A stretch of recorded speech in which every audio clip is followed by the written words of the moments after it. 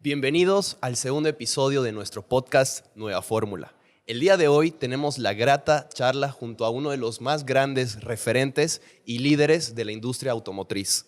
Prepárense para una charla emocionante llena de experiencias y consejos estratégicos.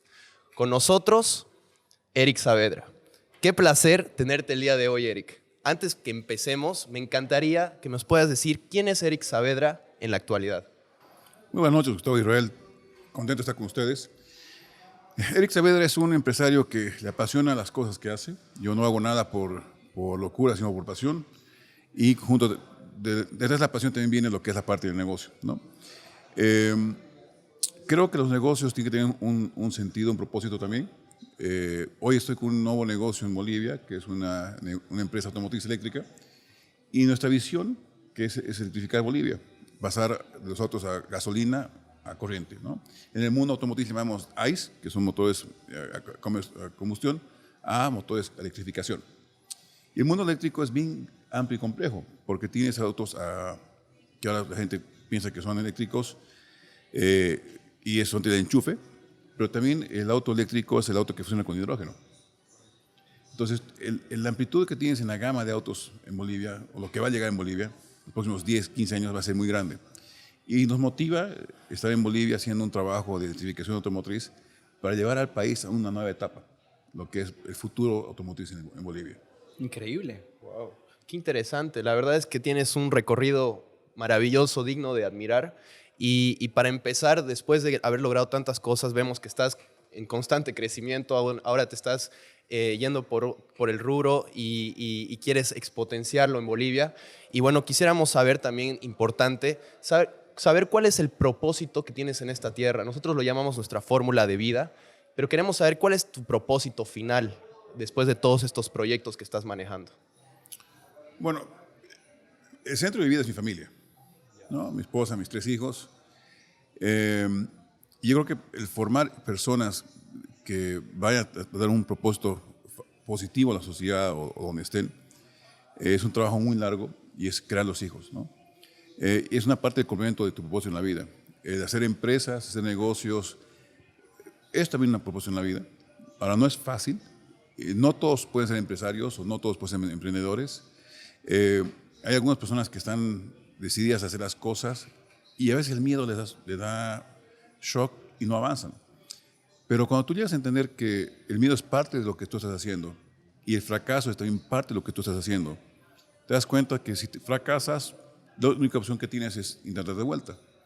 Entonces, el crecer, el apostar, el vivir, el creer, es algo que tú tienes que estar consciente todos los días.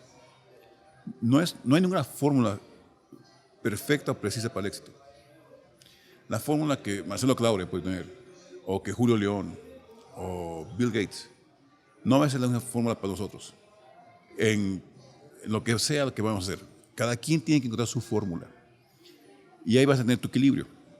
Ahora, ser emprendedor es un camino solitario, porque no todos entienden lo que está pasando en tu cabeza. No todos entienden la visión que tú tienes de que lo que vas a hacer ahora, en 4 o 5 años, puede cambiar el mundo, o tu país, o tu sociedad. Entonces, para mí, ser emprendedor es apostar por hacer cosas positivas, generar un cambio positivo y poder enfocar la energía que uno tiene a que las cosas sucedan. Increíble, interesante, muy, muy interesante. Y aparte de eso, o sea, es muy importante el tema de los inicios, porque bueno, cuando uno ya es empresario, ya tiene los proyectos, la empresa, la familia, seguramente está en una cúspide donde ya, bueno, llegó a un punto, pero quiere seguir creciendo. Pero es muy importante hablar de los inicios. ¿Cómo describiría su infancia y cómo ella afectó al tema de su enfoque actual? ¿Alguna anécdota que nos quiera comentar de una infancia? Bueno, yo tengo el ejemplo de mi padre, que es un hombre muy, muy visionario, muy estratégico, perseverante, un hombre duro, que me enseñó mucho lo que es el trabajo, la familia, los valores fundamentales en los cuales hoy yo soy, ¿no? También junto con esto viene mi madre, que era la parte más humana, más espiritual, ¿no? Y también mis abuelos. Y eso te va formando en poco a poco partes de lo que tú eres como ser humano, ¿no? Y lo que vas a hacer luego con tus hijos. Yo de joven no era muy bueno en el colegio. ¿Sí? Era bastante disciplinado, me costaba mucho enfocarme. Estuve en varios colegios cuando era joven, pero cuando acabo el colegio y entro a la universidad y entiendo que lo que quería estudiar es lo que me gustaba, empiezo a tener enfoque a estudiar cosas que realmente me motivaban, ¿no? Y eso cambió de que sea un alumno promedio a que esté en cuadro de honor en mi universidad en Boston. Y estuve un par de años en Boston, me gradué, acabé allá. Y lo que me ayudó mucho a entender el valor de las cosas fue cuando yo tenía 12 años. Mi padre me castigó porque perdí el año. Sí, Eric perdió el año así. Sí. No, 2 años perdí. Wow. Eso después, otra historia. Gran aprendizaje, pero Sí, ¿no? y mi padre me dice, tú has perdido tu tiempo, entonces no vas a ir de vacaciones, te quedas acá y vas a trabajar como mecánico En la empresa. en la empresa. O sea, Y dije, qué pérdida de tiempo, que pues, estoy castigado, toca ir. Entonces, pero no así, no, conmigo te vas a ir a tomar tus, no me acuerdo que ese tipo era 20 pesos, era un montón de plata. Esa es tu plata para el mes, para que te vayas y vuelvas en Trufa y La Paz. el transporte. Sí. O sea, no era una merienda, era Para el para el transporte. transporte. Para que vayas y vuelvas todos los días. Entonces yo tenía que ir, marcar tarjeta, y tenía mi jefe, que es mecánicos, y yo tenía que tener lo que es el costo de un mecánico. No tenía privilegios para nada. No, como cualquiera. Y eso fue mi padre que marcó muy duro con todos sus hijos, que ahora trabajan en sus compañías, somos empleados, o éramos empleados. Entonces yo empecé como mecánico y empecé a bajar motores, y ahí aprendí la pasión de automotriz. Y eso me llegó a entender lo complejo que es manejar un vehículo y lo complejo que es arreglar un vehículo. No, en ese momento era carburadores todavía, había chiclers y había que ajustar con un tornillo, un destornillador, cuánto más, cuánto menos para que hable de gasolina. Y luego viene la migración a lo que es la dirección electrónica. Entonces tú ves esta evolución que viene en los coches y dices, wow, qué sorprendente, pero ¿de dónde viene? ¿Y cómo se hace? ¿Y cómo lo planifican? Y ahí tuvo quizás mi inducción al mundo automotor. Mi segunda vez que perdí de año fue en un colegio que estaba en la unidad educativa, creo que era mi cuarto o quinto colegio. Fue después de eso. Después de eso. Ya. Bien después de eso, como unos 4 o 5 años. Ya había después. encontrado su pasión, pero digamos. Me gustaban entre los autos. Ya. Y ahí yo entendí que quería ser automotriz y empresario. Y perdí el año por artes. No. Por arte. O sea, No por lo que física, menos no esperaba. por química. Era una no materia por- difícil. Era una materia más plástica, más... Pero yo cero. Sí. Ya. La parte artística, cero. ¿No? Dime que dibujé y es desastre. No, parece que soy en Nos japonés. pasa. Creo que tengo el mismo caso, la verdad. ¿No? Y bueno, hoy uno se va formando. Y cuando decido que quiero estudiar negocios, veo una opción en Estados Unidos. Pero lo que gustó mucho la forma que daban los americanos era mucho con casos, ¿no? Y eso me dio a entender que si pasa esto en esta compañía, yo estudiaba, ¿cómo puedo aplicar esto en mi empresa? O cuando voy a tener yo mi empresa. Pero hay un tema ahí que es interesante, que ahora se estudia, tiene la gente joven la oportunidad de estudiar, que se llama entrepreneurship. Y cuando yo estudiaba no había eso, era business o economía o administración. En entrepreneurship, hoy tú tienes la opción de poder aprender a ser empresario. Cuando yo estudiaba hace 25 años atrás, estudias para ser empleado. Claro, era diferente el enfoque. Educación tradicional, ¿no? Sí. Totalmente. Si usted tiene contabilidad, usted tiene marketing, usted tiene finanzas, es su balance, hace esto, lo otro. Pero nadie te decía de dónde nace la magia. Tal cual. ¿Cómo haces que funcione? Conocimiento muy general al final, ¿no? Muy de escritorio, es tu trabajo, es tu objetivo, pero no te enseñaba que quieres empresario, ¿cómo lo haces?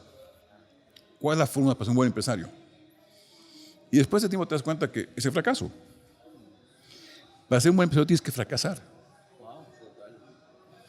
Y si Es tú- el camino, ¿no? es Al que es éxito. prueba y error. Como te digo, y como dije al principio, no hay una fórmula perfecta del éxito. La fórmula que sirve para una persona no va a ser para el siguiente igual. No quiere decir que sea 100%, o puede ser, pero la única forma es probando. Entonces, prueba y error, prueba y error. Y ahí te lleva a entender que la complejidad de los negocios es mucho más grande. Entonces, hay la gente que lo hace por la plata, que está bien. Y ese es el error, porque piensan que es el fin, digamos. No es el fin, No. ¿no? O sea, es un medio, ¿no? No. El dinero es una energía. Ya. Usted lo percibe así. Suena Es que es una energía. Ya. Que si tú no la sabes manejar, te puede llegar a corromper. Totalmente. Entonces, tienes que tener ese equilibrio, este balance. Y eso no lo aprendemos, ¿no? Al final. Mira, hay un poema, si lo pueden buscar, se llama de Víctor Hugo. Se llama Te deseo. Ya, eso lo dejo para que lo busquen. Lo vamos a... Debe tener casi 200 Ya años. está. Escribe Ok. casi con Los Miserables, que es una obra súper interesante del ser humano, que si ves la obra o si lees el libro, no cambia mucho lo que es la sociedad, la diferencia que existe en tecnología. Pero en este poema que escribe Víctor Hugo, te desea todo lo que puedes tener en la vida para que puedas ser feliz. Y léanlo, búsquenlo, y vas a ver, hay Interesante. unas partes, que no quitas la sorpresa, que te va a entender o te va a explicar mucho este sentido. Increíble. Son esos puntos importantes, ¿no? Que hay que tomar en cuenta. O sea, y viéndolo desde esa perspectiva, o sea, usted, como dice, el fracaso es la clave del éxito. Pero usted ha fracasado primero en el colegio y después en forma empresarial, de forma profesional. Usted también ha fracasado, me imagino, para aprender todo lo que ha aprendido el día de hoy, ¿no? Bueno, hay dos partes que puedes tomar en cuenta. Si fracaso y soy un fracasado, No. o si me equivoco y luego de vuelta sigo siendo fracasado. O aprendizaje, en realidad. Entonces, todo depende de cómo lo quieres Tomarlo. entender. Claro, porque si tú vas a buscar que el fórmula de éxito es esta y voy a poner mi... Y a la primera echuntarle y Y todo. soy millonario y me gano y me compro un avión y caballo y viajes. Lo primero que va a hacer es que tu empresa va a quebrar. Entonces también tienes que tener la historia, la cultura. Entonces, a mí me gustan mucho los japoneses porque los japoneses tienen una visión muy austera de las cosas. Ya. ¿No? El japonés cree que la empresa es como un hijo, ¿no? Cuando hablamos hace unos momentos. Porque tu hijo chico, que tiene 4 años, Sí, sí, sí. no le puedes decir, oye, hijo, necesito que me pagues la renta, la luz, el agua. Claro. ¿No? Entonces, muchos empresarios a los 4 años que tienen un poco de, me voy a comprar auto, Rolex, viaje a España o Miami, Ibiza, Los gastos. quemo los ¿verdad? dólares. Pero es un niño de 4 años que está empezando a caminar. Claro. Uno se salta las etapas que corresponden a la empresa, ¿no? O sea, La quemas. sí. Y si tú ves las personas que tienen una gran trayectoria, les ha pasado. Total. Y son años de años de años de años, ¿no? O sea, no es de la noche a la mañana, ¿no? El Para nada. éxito no viene. Ahora, la pregunta es, ¿el éxito o la reputación? Que es muy importante. También, Es lo que claro. dicen de nosotros cuando no está uno presente, en realidad, ¿no? Esa integridad también, ¿no? Influye Es que mucho. es tu intangible que más vale. Total. Porque puedes ser exitoso, pero tu reputación muy mala. Claro. Pero también, no que seas muy, muy íntegro, pero no te vaya bien los negocios. Claro. Esa combinación no... Es el equilibrio. Exacto. Y es difícil, Es muy difícil. Interesante. pero no es imposible. Entonces hay que trabajar en lo que quieres ser, con quién la gente quiere trabajar contigo y por qué. Claro. Si tu proyecto realmente es interesante, si vas a hacer que la gente se motive, si vas a creer vivir en lo que tú haces, si eres consecuente con lo que estás haciendo.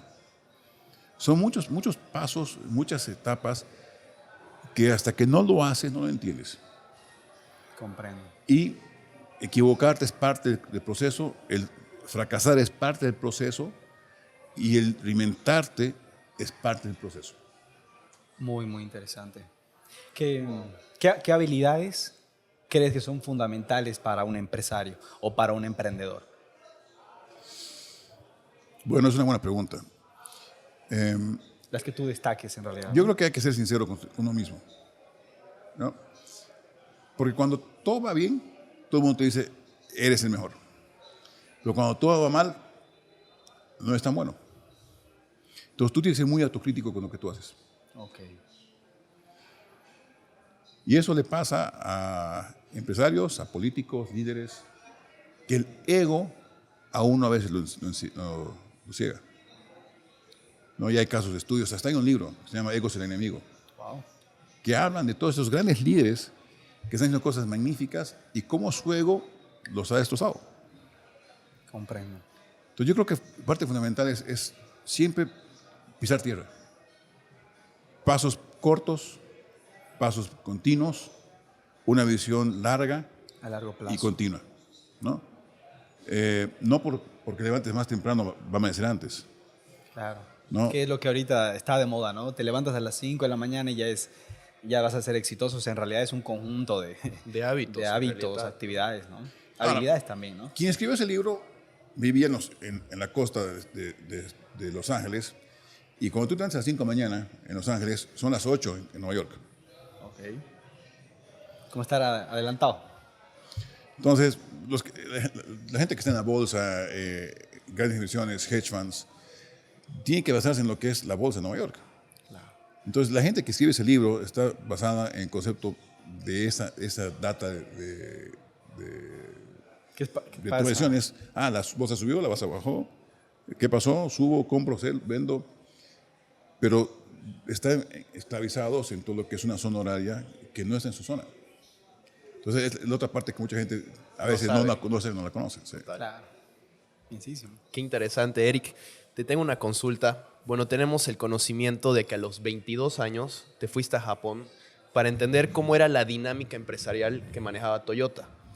Y nos mencionabas un poquito sobre la cultura japonesa. Nos gustaría que nos puedas explicar qué realmente fue eso que te marcó de la cultura en Japón, ¿no? Bueno, fue a los 23 que me fui Ya. a estudiar, a trabajar, pero me voy por dos razones. Una, porque me encantaba mucho la cultura japonesa. Ya. Y cuando yo soy mellizo, ¿no? Mi hermano y yo terminamos la universidad, mi hermano terminó un año antes que yo, él se vuelve a Bolivia y a mí me toca el último semestre en la universidad y era el 11 de septiembre, me toca allá. Y se caen las torres Ya, sí, y fue no pude ¿Se fue en el acabar. 2002? Sí, Ah, wow. no pude acabar, grabar en ese momento, entonces nos sacan a así, hagan su OPT, que es el trabajo opcional, prácticas profesionales. Y bueno, le pido a mi padre si puedo hablar con gente de Toyota para poder trabajar en Estados Unidos y consigo un espacio, una pasantía. Y empiezo a entender lo que trabaja Toyota como lo que es el campo de trabajo en la fábrica, ¿no? Lo que es ir a ver un concesionario, la estadística, la aplicación, de planificación. Y luego me llama mucha atención esto, lo que se llama Hoshin. Es el plan de negocios que tienen los japoneses. Es básicamente una hoja como la que tú tienes ahí. Ok. En una sola hoja es todo el plan de negocio de una empresa. Wow. Ya. Pero yo veía la parte abierta de lo que era eso. Entonces me estaba con mucha curiosidad. Entonces, cuando acabamos, Toyota le dice a mi padre que para que mi hermano y yo podamos trabajar en la compañía y podamos ser ejecutivos de alto rango, tenemos que trabajar en Japón. Ya, entender Entonces, el modelo de negocio. la cultura. Realmente. La cultura. Ya. Entonces me toca ir, yo soy el primero en ir y me quedo ahí 6 meses. Y voy a la fábrica a trabajar y empiezo a trabajar con muchas personas que hoy, después de 20 y tantos años que ha pasado de historia, hoy muchos de ellos hoy son presidentes de Grupo Toyota, ¿no? Uno que está conmigo en Japón hoy es presidente de Toyota de Brasil, Rafael Chang. Ok. Otros están en Argentina, otros en... ¿Era el futuro liderazgo? La formación. La formación para eso. Entonces, tú vas entendiendo que ellos forman líderes no en un año, sino en 20 años. Wow. Y ahí yo fui entendiendo de por qué la cultura japonesa es, y por qué Toyota es lo que es y cómo es.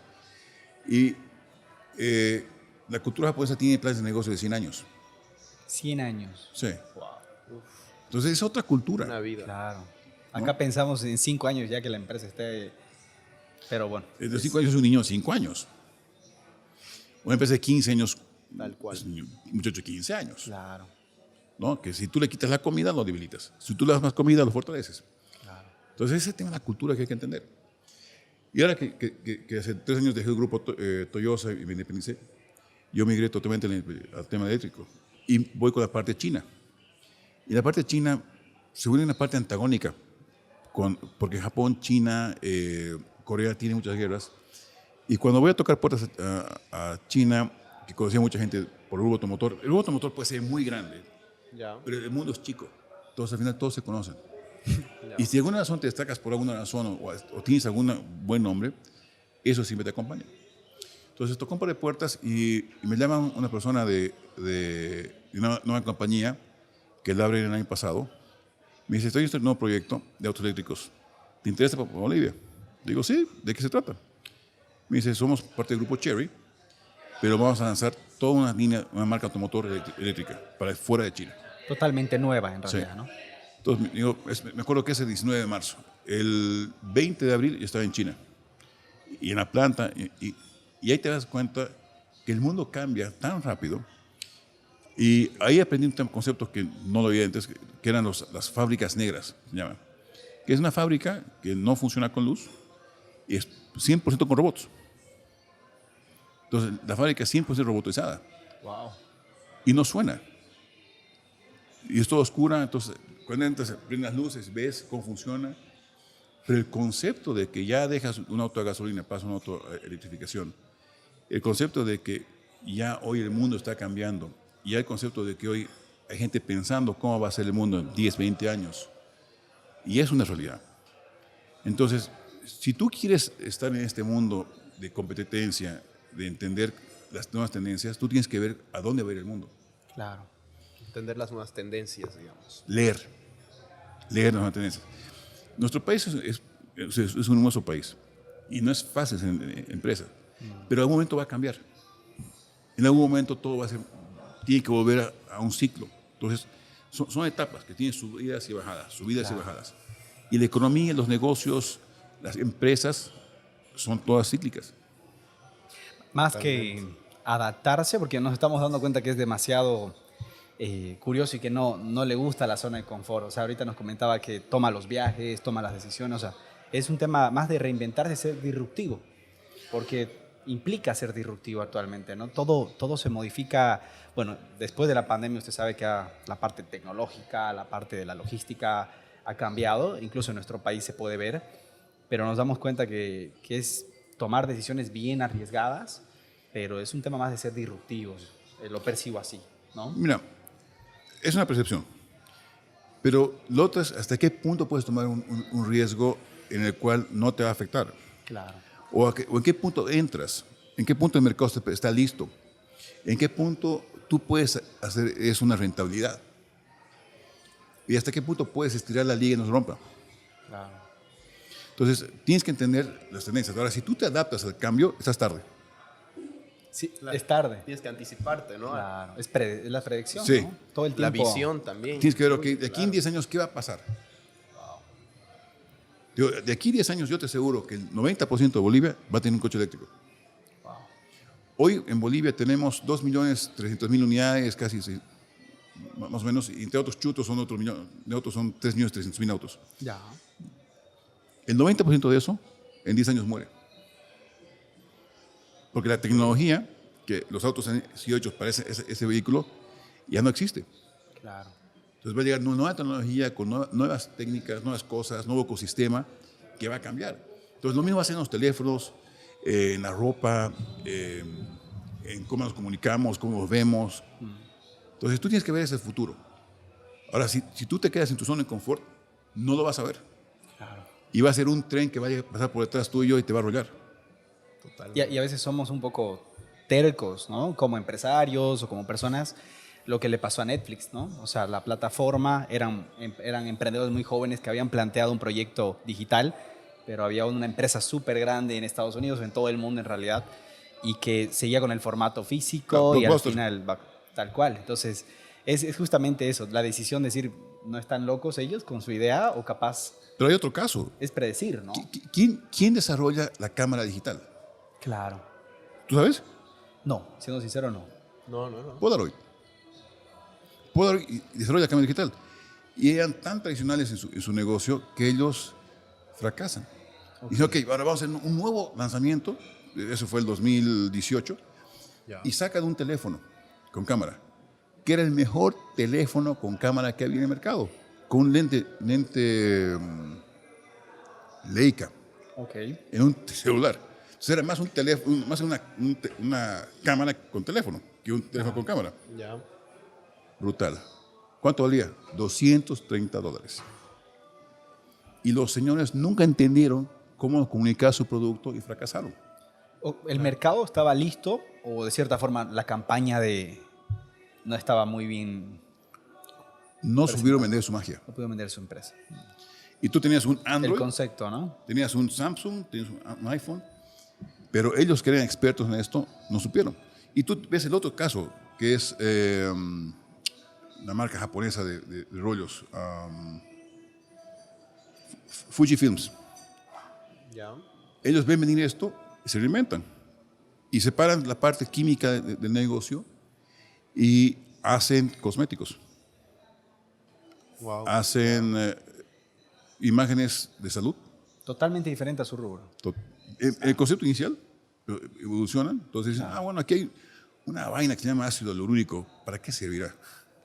Tan conocida ahorita. Y ahora Sí, sí, todas las mujeres del mundo lo Pero usan. porque sabieron comunicarlo, igual que el esmalte, en su momento fue tendencia por eso, porque empezaron a sacar el esmalte con colores de uñas, con diferentes colores, entonces vieron cómo comunicarlo y se puso en tendencia, ¿no? Ahora, y ahí tienes otro negocio que te hace el esmalte. Antes, cuando éramos muy jóvenes y se usaba máquina de escribir, había un corrector. No sé si lo vieron. Ya, sí, sí. Entonces había una señora que está escribiendo una carta y se equivoca. Y de flojera tiene su esmalte blanco y se lo pone encima. Ah, wow, de ahí corrector. nace. De ahí nace, claro, nace. Interesante, qué buen Y dato. va donde su jefe dice, ¿usted qué hizo? Tipo agarró, la patentóla idea, plan. Y nace el famoso. Claro, es. Entonces hay que tener la visión, el momento. Pues te digo, la fórmula de un empresario no se puede repetir, copiar para otro empresario. Claro. Que cada uno tiene su esencia, su propia La forma de dosis, Tu timing, comunicarla. tu lugar, el momento. tu momento, Claro. sí. Interesante. Entonces, si fracasas, está bien. Si te equivocas, está bien. Es parte de crecer. Eso sí. Y en ese transcurso, como empresario, que bueno, ya está tomando los riesgos, las decisiones, y en un mundo lleno de tanto estrés y ansiedad, porque me imagino que usted tiene más responsabilidades, la toma de riesgos, ¿cómo logra equilibrar ese punto del estrés en tema personal, familiar y el tema también del negocio, ¿no? ¿Cómo lidia con ello? Yo separo mi tiempo para mi esposa y mis hijos y no mezclo mi tiempo. Es para ellos. No se para. Y yo tengo que tener tiempo para mí. Porque, como te decía antes, el empresario anda solo. Es un lobo solitario que Necesita cranear. y a veces se va cerrando en sus problemas y en sus complejidades. ¿Con quién puedo hablar? Tengo esta idea, pero si voy a un competidor y luego me la copia. ¿O será que mi papá, mi hermano, mi amigo me va a entender o no me toma por loco? Entonces es muy difícil tener... Aparte te desaniman. No, pero gente que te entiende y te empuje. Ya, claro. Yo tengo la suerte de que me ha invitado a ser miembro de un proyecto que se llama YPO, un capítulo, que es un network de CEOs. Ok. Yo soy uno de los miembros fundadores. Y esta plataforma es una plataforma que no solo ve el apoyo del empresario, sino también del hombre, la mujer y la familia. Entonces ayuda a comentar mucho. Y ellos tienen metodologías en las cuales tú puedes hablar y tienen códigos muy estrictos de confidencialidad Wow. que quien los miembros están en ese momento no lo pueden repetir. Pero te pueden, si tú permites una sugerencia y te ayudan a catalizar esto que a veces no puedes hablar con cualquier persona. A mí me ayudó mucho eso. Es un grupo de apoyo en realidad, ¿no? Entre empresarios, entre pero con empresarios. mucha confidencialidad. Sí. Interesante. Sí. Interesante. Y es un network de CEOs a nivel mundial. Es tan grande que cada año YPO cierra Harvard para ellos y son 200 espacios que se van para que puedas estudiar. Y tú estudias en Harvard con la persona que ha hecho un caso de estudio y te trae la persona del caso de estudio. Wow. Y gente que es increíble. Y ahí entiendes que hay mucha motivación y estímulos que puedes agarrar de otros lados. Que si bien lo que pasa en Bolivia es complejo y es difícil y es adverso, pero puede haber otros lugares más complejos Claro. Eso sí. y también otros lugares más simples. Entonces tú tienes que encontrar la forma de liderar tu éxito. Y es prueba y error. Eso sí. Total. Y una consulta, Eric. Yo la verdad me quedé mucho pensando en la experiencia y la sabiduría que has llegado a tener con el paso de los años. ¿Qué pasaría si por la puerta entrara un Eric Saavedra de 23 años con tanta ilusión, con muchos sueños, que seguramente muchos ya los has cumplido, pero también hay muchos que estás por cumplir o nuevos sueños que también te propones en el futuro? ¿Qué le dirías a esa persona que está llena de ambición, llena de sueños, con ganas de aprender y de tener experiencia en lo que va a hacer? hazlo, Total, hazlo. hazlo. La vida te abre caminos. La fe te ayuda a mover muchas cosas.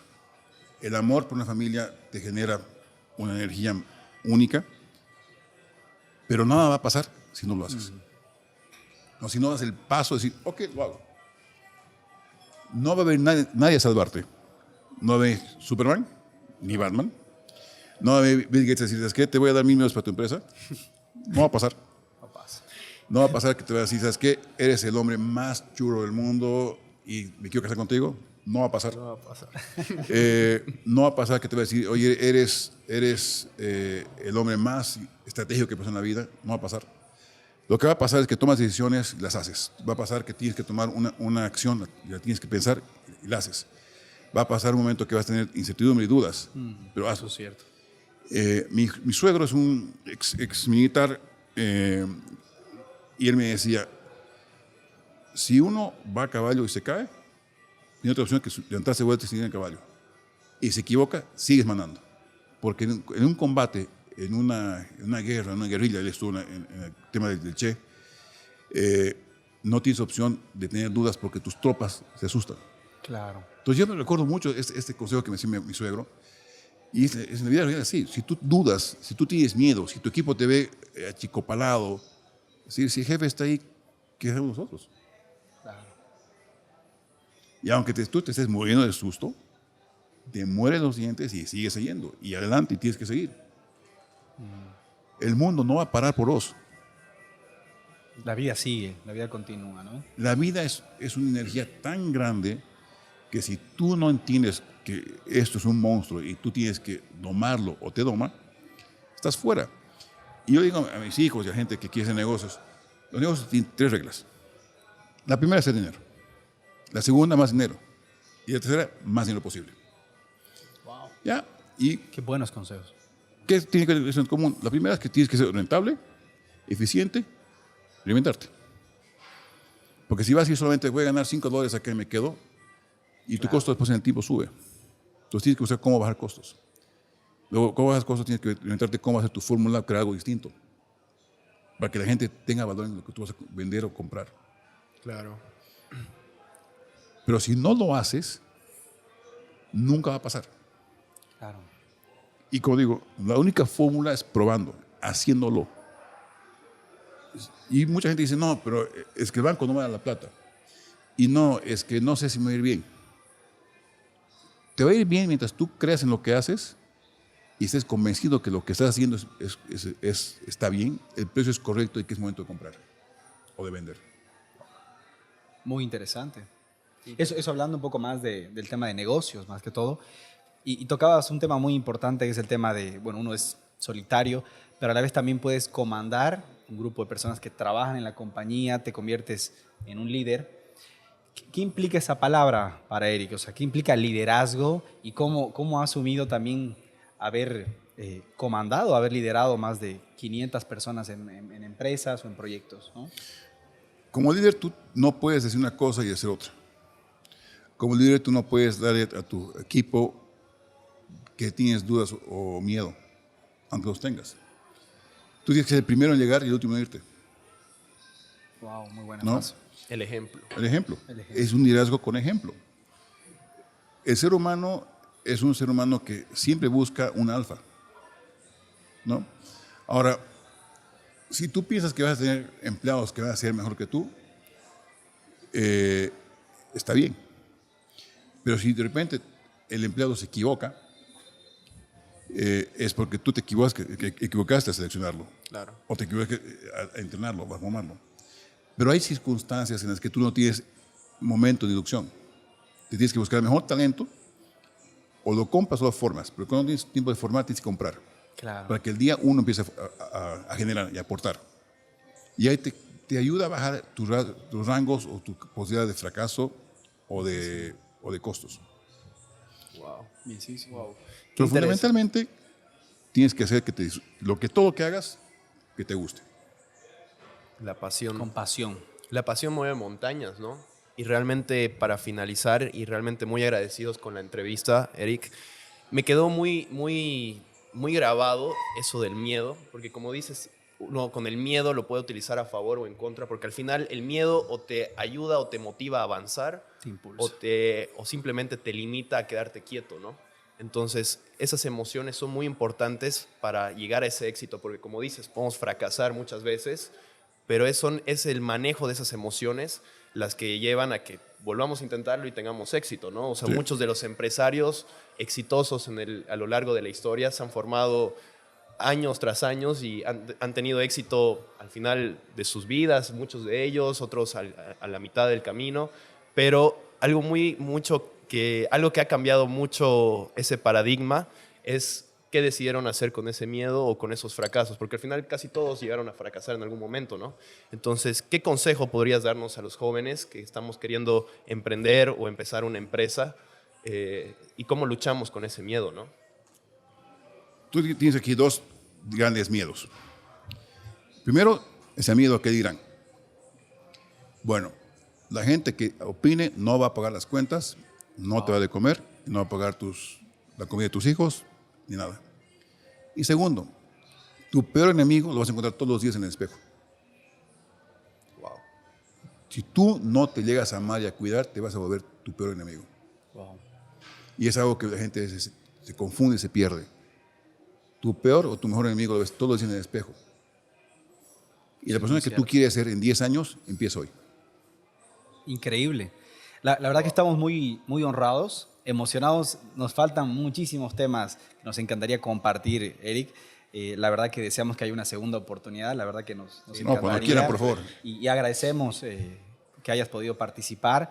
Este proyecto nace con esa idea de poder compartir los grandes consejos, escuchar a grandes mentores, porque mal que mal te conviertes en un gran mentor con esa trayectoria, con esa experiencia, y es muy bueno compartir con toda la audiencia y que puedan escuchar ese tipo de prácticas y consejos. Así Los felicito porque hacer esto no es fácil. Ustedes están empezando algo que en Bolivia no hay. Y dar guías a gente empresaria, cuando ustedes eran muchachos o más jóvenes y querían hacer algo, ¿cómo empezaban? Exacto. No tienes una guía. Pero este paso, este espacio es muy importante.